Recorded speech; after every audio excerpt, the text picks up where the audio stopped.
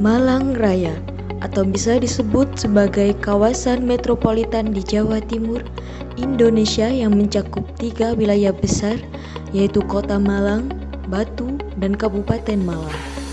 Kota Malang dikenal oleh masyarakat sebagai kota pendidikan karena kota ini memiliki perguruan tinggi yang berkualitas. Kota Malang juga dikenal sebagai kota pariwisata karena memiliki pesona alam menawan yang dikelilingi oleh pegunungan dan udara yang sejuk. Selain itu, Kota Malang juga terkenal akan kesenian khasnya, mulai dari tarian hingga pertunjukan. Salah satu kesenian khas tersebut adalah kesenian bantengan. Di Kota Malang ini, masyarakat mengenal bantengan Nuswantara Malang Raya. Bantengan tersebut asli dari Kota Malang Raya yang masih berkembang hingga saat ini. Bantengan sendiri merupakan sebuah kesenian budaya tradisi yang menggabungkan unsur sendera tari, olah kanuragan, musik, dan mantra yang tentunya kental dengan nuansa magis. Konon, berdasarkan cerita masyarakat sekitar, bantengan Nuswantara ini bermula ketika sulitnya mengajak para pemuda di sekitar kerajaan Kanjuruan untuk berlatih ilmu pencaksilat. Sehingga seorang patih kerajaan mencari ide supaya para pemuda Kanjuruan mau berlatih pencaksilat. Di saat itulah patih Kanjuruan menemukan sebuah ide, yaitu dengan membuat kesenian bantengan yang semua gerakannya berasal dari pencaksilat. Ide tersebut kemudian berhasil membuat para pemuda di sekitar Kanjuruan mau berlatih pencaksilat. Di sisi lain, Patih menggunakan kesenian bantengan untuk mengelabui tentara Belanda yang saat itu datang untuk menguasai wilayah.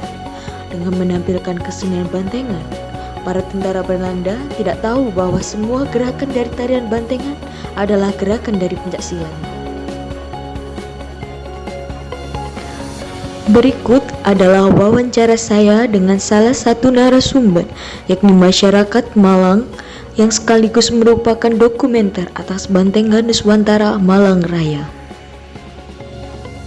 Oke, pertanyaan yang pertama.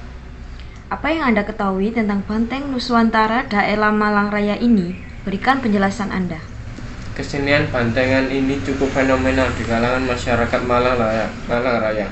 Pada tahun 2008, kesenian bantengan Nuswantara pernah mengalami kepunahan. Akan tetapi, lama kemudian muncullah tokoh yakni Bapak Rianto sebagai orang yang menghidupkan kesenian bantengan, sekaligus orang yang uri-uri budaya Indonesia. Beliau perlahan mengajak satu demi satu orang untuk bergabung dan ikut melestarikan kebudayaan bantengan Nuswantara tersebut. Sehingga seiring berjalannya waktu, beliau berhasil melestarikan budaya bantengan tersebut.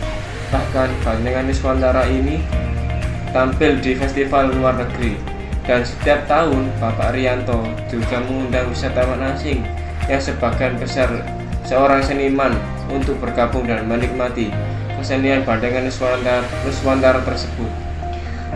Oke, berikutnya, bagaimana urutan-urutan acara kesenian bantengan Nuswantara dari awal sampai akhir? Di pepundengan dekat dengan lokasi pertunjukan bantengan, para pemain melakukan ritual dengan kembang-kembang, dupa, kemenyan, dan lainnya.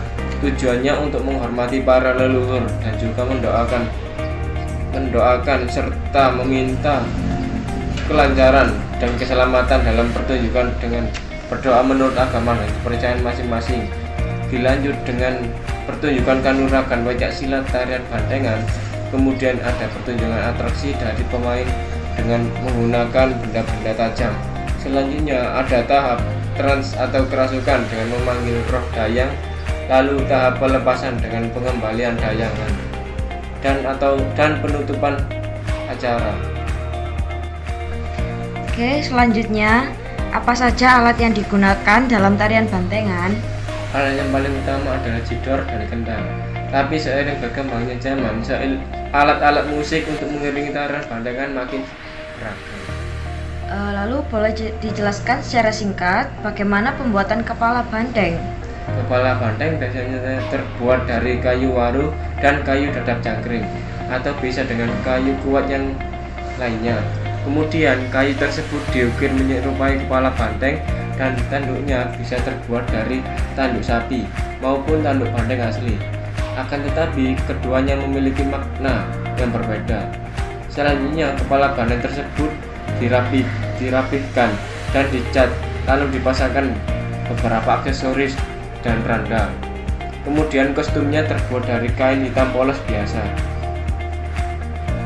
Lalu saya akan bertanya, apa pendapat Anda mengenai kesenian bandengan yang sudah tersebar luas di berbagai daerah, khususnya di Jawa Timur, dan memiliki ciri khas yang berbeda di setiap daerahnya? Jelaskan. Menurut saya, meskipun kesenian bandengan memang sudah tersebar luas di berbagai daerah dan memiliki ciri khas dan bentuk yang berbeda-beda, akan tetapi itu tidak masalah, dan saya cukup senang karena kesenian bandengan sudah dikenal banyak masyarakat dan dapat dijadikan sebagai salah satu kebudayaan kebanggaan Indonesia. Berikut ada beberapa dokumentasi kesenian bandengan Nuswantara Malang Raya.